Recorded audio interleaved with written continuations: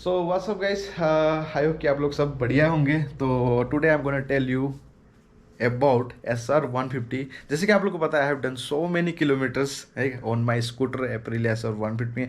बहुत सारे ऐसे लॉन्ग राइड किए हैं मैंने, जिससे मेरे को बहुत सारा एक्सपीरियंस मिला है। ठीक है, तो उन सब जो नॉलेज है ना, जब हम वर्ल्ड राइडिंग करते हैं, क्या क्या चीज़ों का आपको ज़रूरी ध्यान रखना पड़ेगा, तो उन सब चीज़ों का आप लोगों के साथ मैं शेयर करूँगा। By the way guys, welcome back to the my channel ऐसे ब्लॉग्स। जिसने ने सब्सक्राइब नहीं किया ना, तो सब्सक्राइब कर लो। ऐसी वीडियो आती रहती है अपने चैनल में। ठीक है, स्कूटर से हम कैसे राइड करते हैं, लॉन्ग ट्रिप करते हैं। ठीक है, 10,000 11,000 किलोमीटर की राइड कैसे कर पाता हूँ मैं, उन चीज़ों का एक्सपीरियंस जो है ना आप लोग को मैं शेयर करूँगा। तो अपहिल में पिकअप कैसे बढ़ाया जाए, वो भी आप लोगों के साथ मैं शेयर करूँगा। तो चलिए फिर इस वीडियो को जो है ना हम स्टार्ट करते हैं कुछ अच्छे तरीके से। पहले सब्सक्राइब तो कर दो। मैं कभी बोलता नहीं हूँ सब्सक्राइब कर दो, लेकिन इस बार जो है ना सब्सक्राइब कर दो। When we think of taking a long ride with a small CC engine, तो उस टाइम सबसे पहला जो क्वेश्चन है ना माइंड में क्या आता है, यार इतना छोटा सीसी इंजन लेके मैं कैसे जाऊँगा इतनी दूर, 8,000 9,000 किलोमीटर के राइड पे। तो उस टाइम ना जो क्वेश्चन आता है ना माइंड में, वो फिर कोई कोई होता है वो कर लेता है, लेकिन कोई कोई जो होता है ना वो बीच में छोड़ देता है। यार नहीं करते, इतना छोटा सीसी इंजन लेके मैं इतना दूर नहीं जाऊंगा। एक काम करूंगा, मैं फ़्लाइट लूँगा और वहाँ पे जाके ना रेंटेड बाइक लूँगा। अगर कोई एवरेज फैमिली से है तो बेसिकली सबको घूमने का मन होता है। ठीक है, तो नहीं जा पाता है बिकॉज ऑफ फाइनेंशियल कंडीशन और समथिंग। ठीक है, तो ऐसा कुछ नहीं है। ठीक है, अपना बजट बनाओ, सस्ता सा बनाओ। जिसको पता नहीं लगता है तो मेरे को से पूछो कि मेरे को यहाँ पे जाना, इतने किलोमीटर के राइड है, तो उस चीज़ को मैं आप लोग को मैं ज़रूर शेयर करूँगा। तो मैं जो हूँ ना, मैं एवरेज राइड करता हूँ, बहुत कम खर्चा में राइड करता हूँ। ठीक है, मैं इतना अमीर बाप का तो बेटा नहीं हूँ, या फिर मैं महीने में 1-2 लाख कमा रहा हूँ, ऐसा कुछ नहीं है। मैं 15-20 हज़ार कमाता हूँ, मैं सेविंग्स करता हूँ और मज़े से घूमता हूँ, और उस राइड को मैं कंप्लीट भी करता हूँ। बीच बीच में मेरे को बहुत ऐसे लोग मिलते हैं कि भाई नहीं होगा, स्कूटर से इतना सामान लेके ऊपर कैसे चढ़ोगे। तो एक इधर से सुनता हूँ, इधर से फेंक देता हूँ।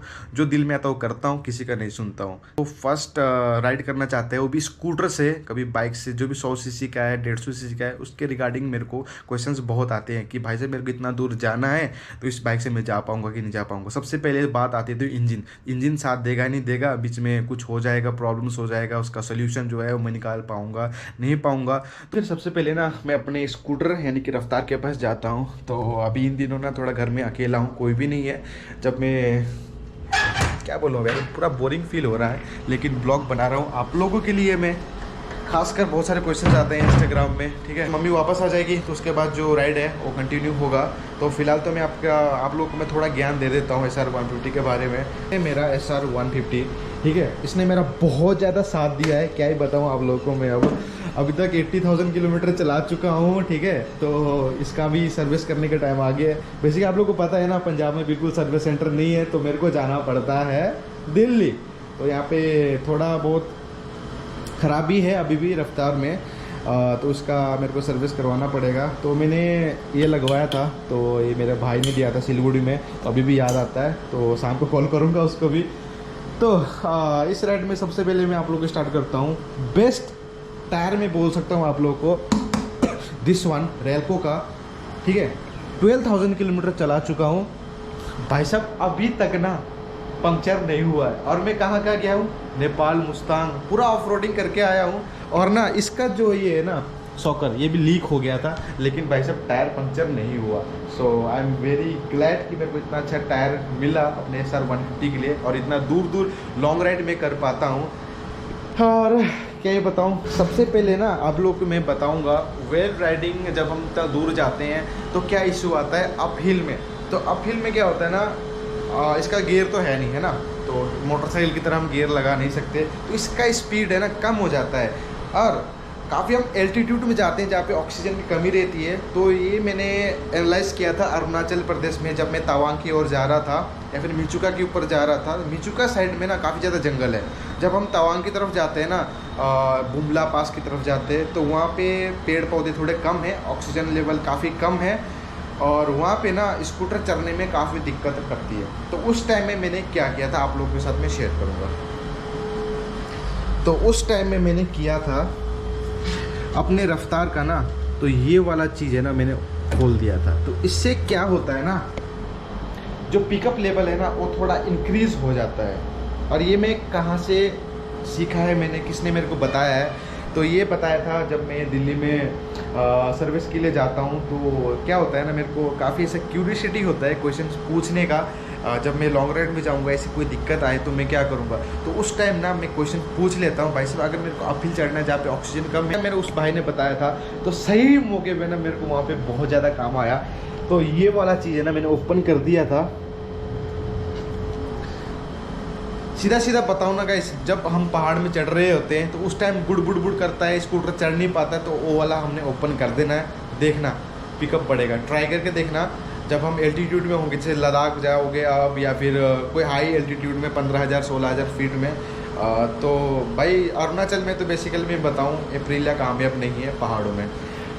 एंड और कुछ बताऊँ तो अपने रफ्तार का जो है ना इंजन ऑयल 10W40 यूज़ करना। अरुणाचल की तरफ राइड कर रहा था, उस टाइम मैंने इंजन ऑयल चेंज किया था, और चेंज करने के टाइम ना मैंने इंजन ऑयल बदल दिया था, मतलब कंपनी जो है बदल दिया था। मुथुल की जगह मैंने ना कुछ और ढलवा लिया था, ये दिखाने के लिए बस कि मुथुल अच्छा है या दूसरा प्रोडक्ट अच्छा है। तो दूसरा वाला प्रोडक्ट था वो बिल्कुल अच्छा नहीं था। उसमें एक और क्वेश्चन आया था मुझे कि इंजन का जो नॉइस है वो कई बार चेंज क्यों हो जाता है। तो उस टाइम मेरे को क्वेश्चन आया था एक भाई का, तो उस टाइम मैंने आंसर देना ज़रूरी नहीं समझा, बिकॉज मेरे को भी नहीं पता था कि एक्चुअल में नॉइस जो है वो चेंज क्यों होता है। तो आफ्टर 8-9,000 किलोमीटर चलाने के बाद मैंने एनालाइज़ किया कि इंजन का जो नॉइस है वो चेंज क्यों हो जाता है। एक तो जब ओवर हीटेड हो जाता है, हम चला लेते हैं 80-90 किलोमीटर बाद, उस टाइम ना चेंज हो जाता है इसका वॉइस, तो उसमें कोई बड़ी दिक्कत नहीं है।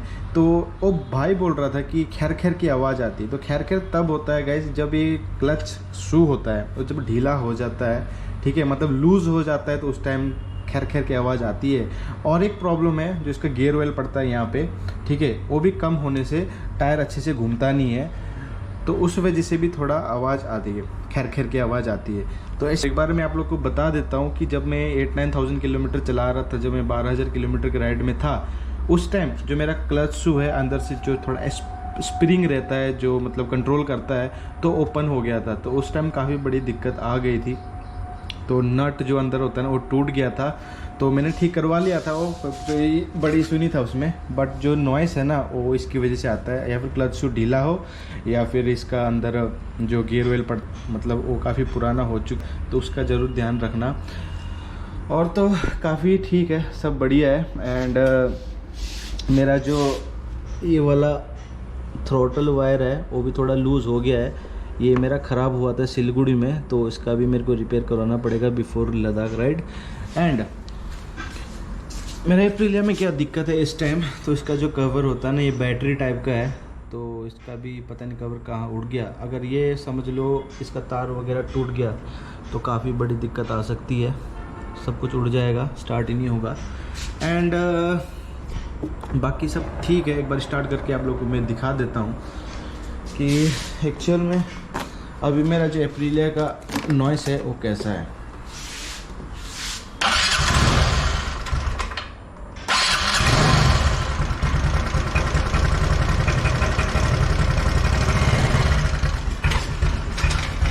देखो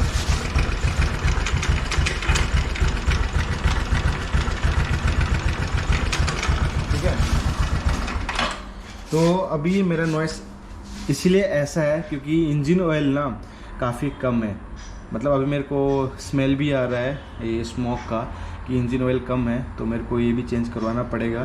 तो इस राइड में मैंने बहुत ज़्यादा फेस किया प्रॉब्लम्स का, जो कि मैंने बताया नहीं।